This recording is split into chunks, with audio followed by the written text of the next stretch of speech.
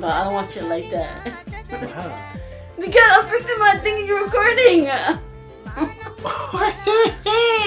That's not my problem, girl.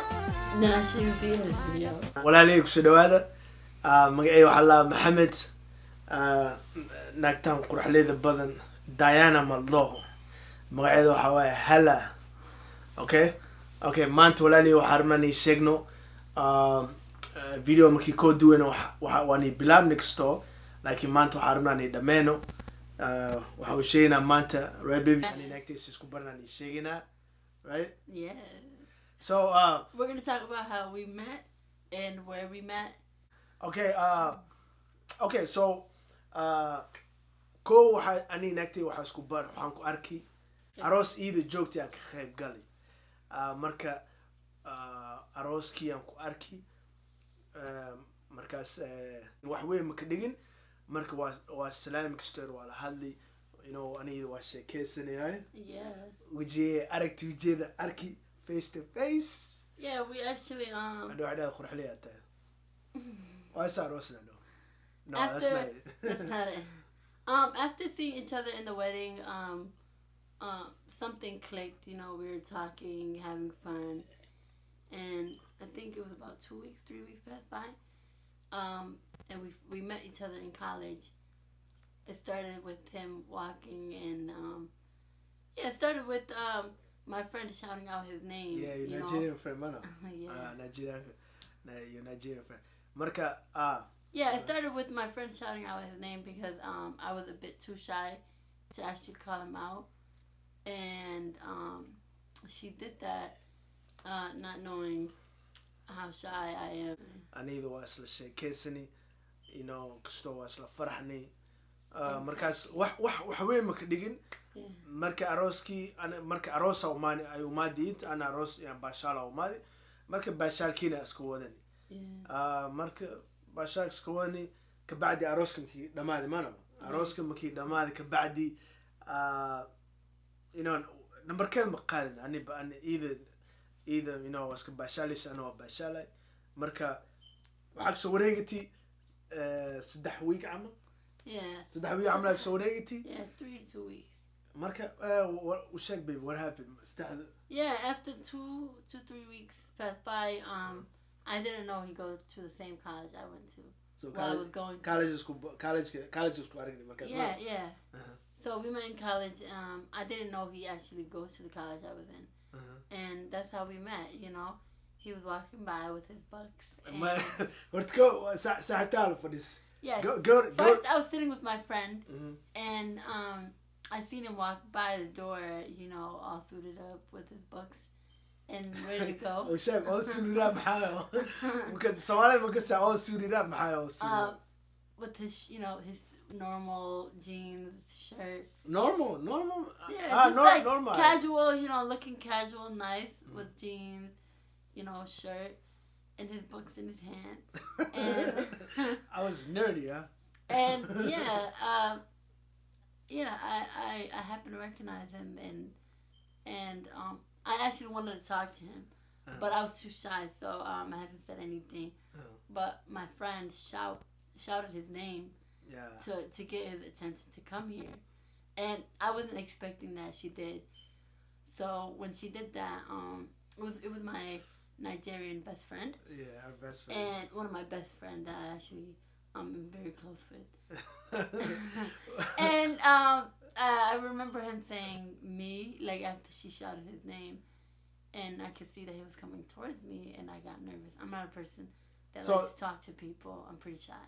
Okay, so before intii waxaasna dhicin saaxiibteeda iidaas la fadhiyeen homework shaqeeyeen dadkan dhiiga ku kaxsanaa dhiiga homework shaqeeyeen markii hala markii oo saaxiibteeda la fadhisi alishka ku baashaalay naagtay hala iyo saaxiibteeda Nigerian gawar Nigerian waaye oo saaxiib ruux waaye marka way aragti marka waxay magaceeda waa imano way khalis waxay dhahay maxamed ana xaday yaa ku soo saano fiiri dad dhamo joog ana xaday nin ku cumale waa wareysda soco jidkaan ku socda walahi marka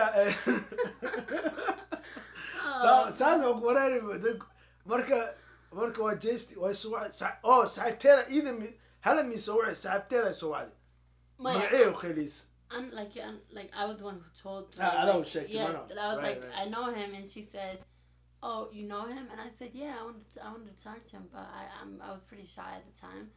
And she was like, "What's his name then?" And I was like, "Muhammad."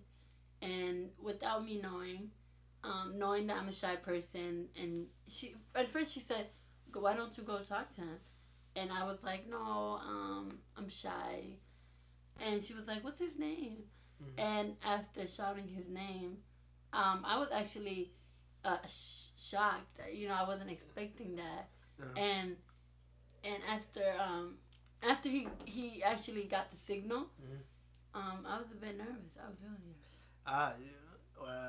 So I don't know. Glass kama imtixaanka ma madaxa ka gala mashe laakiin labada walaa laakiin gabar fiican ay saaxib lahayd markaas way soo dhaweeyeen marka waxay dhahdeen maxamed adoo kosa arooskan ku arki laakiin waxaa kasoo wareegsa waxaa ka dambeey hala hawarteeda waa isku fiicin saaxib run waay laakiin waxaa kiyaabi iyagoo isku fiican mar hore waa iska saayin ilaa hadda waa iska saayin marka waxyaaba hawarta anaga makaseyno familkeena makaseyno gabadha lu bara hawartay waxay ku dhahay our mothers waxay ku dhahay Soomaali waxay ku dhahay haddii gabaratid gawriga gacanta ku baratid waaye haddii gawriga raasatid waaye gawriga u keentid waaye adina ragataa iyo barat waaye anaga makaseyno familkeena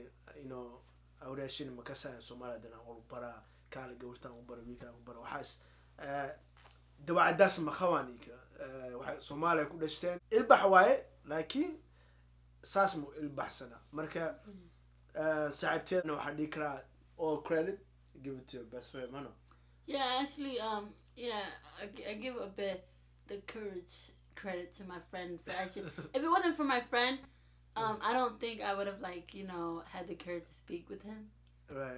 But yeah, I was pretty shy at the time. I'm not that type of girl that would come up to a guy and just talk to him like that. But once we started talking, he asked me for my phone number. Numberkeeda weydiisadii marka iyada gawr iska shiixaysa ahayd gawr fiican oo dhaqankeeda waa fiicnaa I mean, I still am a bit shy. It takes time for me to get comfortable with people. Yeah, iyada waa shiixay is dhib male gabdhaha dhan waa shiixayaan markii kool baraa nin barhaya waa shiixayaan laakiin markii aniga markii isbarani kastoo waa jilaacay naqati waa isfurfurti she opened up a little bit so yeah, and so we started actually being friends and eating out, talking, socializing more often, and then along the way we started falling in love with each other. We started falling in love, talking serious, and actually actually creating that bond of that bond of connection, within ourselves. Right. Yeah, and I think that's what got us a bit closer. waqti badan isla soconi waa isla sheekaysan waa isla halleeni. Yeah, and the thing is, if you get into a relationship, don't get married right away. When we got into a relationship, we started off being friends, and then going out to eat, socializing, creating a bond. It was more like every time we get out of college, and we don't have any classes, we would hang out. And this was certain days, and it was fun, socializing, talking, eating, and getting serious about marriage topic. But for us it took we've been going out for 7 months. No, for almost a year. Yeah, we've been going out for a year. waxaa islaalin 7 bil ilaa hal sana islaalini markaas markaas alxamdulilah waxaa kasoo wareegtay intii hal san la gaana camal waa you know oo shay waxaan dhahay hala you know waxaan jecelnahay is aroosna musna nahay you know and yeah, we were talking at the time. it's like a year. Yeah, we've been like dating for like a year, you know. That's like, you know, you want to really get to know someone, like, you know, like I think a lot of people, they make that mistake of dating someone for 2 months and then, you know, jumping into like the whole marriage thing. But after knowing each other for like a year, we really got to know each other well. And yeah, like you learn a lot, you know. Me as a woman, when I was talking to him, you know, there's like as a woman, you know, it's good to really intuition. It's really good to like know the person well. Like, you know, are they serious? You know, are they like, you know, stable? You know, are they just like me? Are they crazy? Do they, you know, they have to. Yeah, but yeah, because it's serious, you know. Yeah. You just can't like marry anyone, like any man or any woman. You have to know, are they like, you know, are they mature? Like, do they fit some of the qualities that, you know, you're looking for a man, you know, or a woman, you know, do they fit these qualities? Yeah. Sometimes it's really important, you know. Marriage is like something serious. It's something serious. قف أروسيسد you know, Nick Arosis, are they the type of person who is gonna change? Do they have my perspective? Like, do we have similar perspective on jobs, education? You know, are they looking to move forward and things? You know, it's really. Do they listen? Yeah, do they listen? You know, it's really important when you're getting married, because marriage is not like a game. You know, you have to be serious. And so we actually been dating for like a year, and we really got to know each other. هل سنة أو في عنا سنة هل سنة مع أنا سفي عنا شو برني you know فمن كذا برتي فمن كذا مرة واسكسيني لكن أدى أنا إذا سفي عنا شو برني واستحقلني هور من استحقليني you know كورلا الاسكساي you know أذو هذا إلى نحرسته أذو هذا بكساي هور فمن أنا استحقلنا you know واسكسيني لكن أنا إذا هلي أنا ما بسكسيني أروس كاسس كبرني you know الحمدلله عدنا إليه وحسنو قاري يس أروسنو يا مانو خير لا نسي thank you big ups to محلا ساعتها مقعد Vanessa big up to Vanessa you did good for your boy Vanessa. Vanessa is one of my true best friend. She's someone that I talk to a lot, and she's very like confident and loud when it comes to speaking. So she's not shy like me. So if having her as a friend actually opened me up a bit too, you know. She sometimes like to speak for me, even though I can speak for myself, but you know, she's really like a real true friend. So ما خش نكتيش وحول باشيتي صح وأنا وصحيح يا ملحوين أنا كنا خلاص نكتيش صح هذا الكواليشنز رون تيلا واي أساس سكون بارني أنا إذا was نفتا إسكجعناي thanks to Vanessa you know قبل أساس وادي أدي أو شيء حسد أما دي وح أو نين أو سلو هلا كسيني you know قف كلا everyone have those type of friends that like help them meet someone, you know, or approach someone in a better way. And my best friend was one of them. So props to my friend for actually calling him out and and helping me out when it came to like being confident. So that's where it clicked.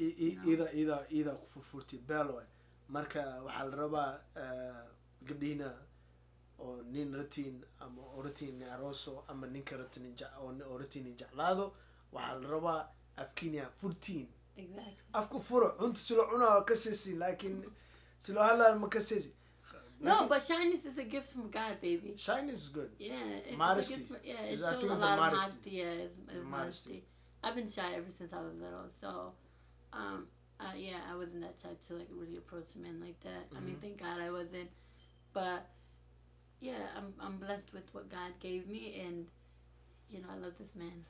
And I love you too, baby. Marka waxaa waa naagtay waa maqasheen Ingiriis hadii kaseni. I'm sorry. Ana af Soomaaliya Ingiriiska waa kasaa laakiin af Soomaaliya aan jeclahay ku hadlo. Ingiriiska yeah, right. Ingiriiska maxaa la Ingiriiska maalin walba ku hadlaan Ingiriiska marka waa ka daali. No, I just wanted to go back to my roots. Sometimes I will speak in English. Yeah, just how he's learning to improve on Somali. I am too, but I choose to improve privately and speak it some other time when I think I got the hang of it. But I do know how to speak Somali and understand it. But when it comes to really speaking it very clear, I guess I need to really learn it well in order for people to understand me. But yeah. Yeah, you gotta do what you gotta do. Marka Ingiriiska waa hadli karaa hadii Ingiriiska hadii noo soo qortiin kaamadka ana waan jawaabi karaa. Naagteena Ingiriiska 100% qatar ay ku tahay. Marka all I want to tell you guys, I do speak English. However, I wanted to actually, this channel is for my Somalian people, and I'm sorry for all those who don't speak Somalian. My wife, she's speaking English in this video, and she will be speaking English throughout our videos. But and I can just explain. She can explain. Sometimes what I'm saying sometimes, because I want to like go back to my roots, and try to, help my people, achieve things that they want to achieve, and hopefully find things easier, I guess, right? Yeah. Because communication is important. Hadalka waxaa la rabaa waa fiican hadalka Ingiriiska la barto language maxaa It's good to speak out. You mean? No, language maxaa la Somali. luqada. Luqad kasta aad baratid waa fiican. See how I know. Marka waxaa waaye alxamdulillah hadda naagtay waan ii sheegtay sidii ana iidisku barani inagana waxaa la rabaa istaagtiin. If there is something like, if there is some question that you guys have, like we just talked about how we met. I know it's short, but if there's more questions that you guys have, yeah, just throw it down in the comment section, and we will happily answer these questions for you guys. and if you feel that we need to talk more and put more detail on how we met and further up, a bit information for you guys, we will do that. Just comment on just comment and we'll answer your question. Subscribe. Yeah, subscribe and comment on the section below.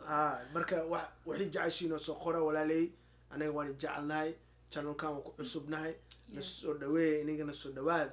Yeah, and this is our second video, so don't mind, we're not perfect. We're just like recording. We're perfect. We might say things that are like a bit off, or like, it's a video, we're just talking. That's it. We will improve later on, but this is just our second video.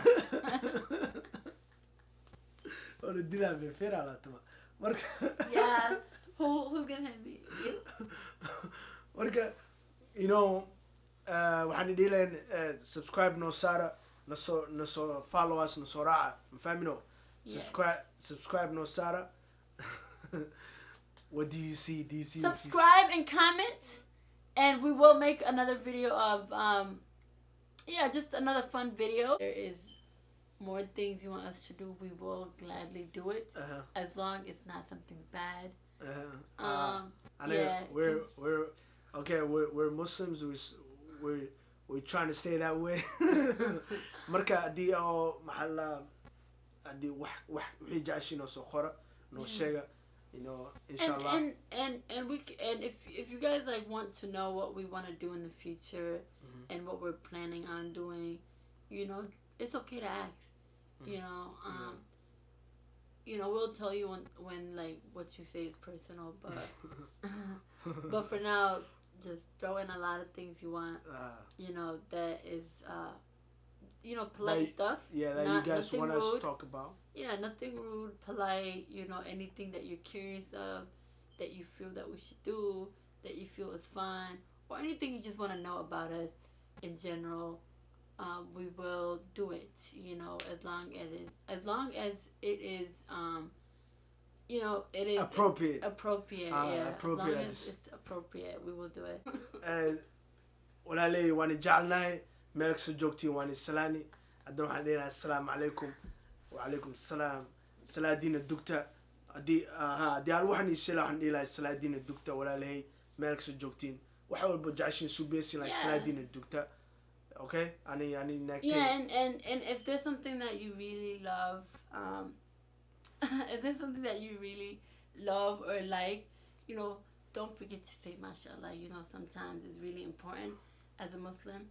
You know, it could be baby pictures, anything that really catches your attention. Right. You know, it's really like good to say mashallah and you know, because there's a lot of evil eye out there, and you know, just like say prayers. You know, like we're just making videos as couple. We're not actually putting out anything for people to be, people to feel some type or anything. You know, it's always good if you see a video or couples that you like and stuff like that to say mashallah or say any blessings and all that other stuff.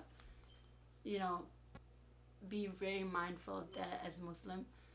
But please don't don't feel anything negative or anything about this video or stuff like that. We're just gonna end this video, guys. وأنا سلامي مع السلامة. مع سرورة.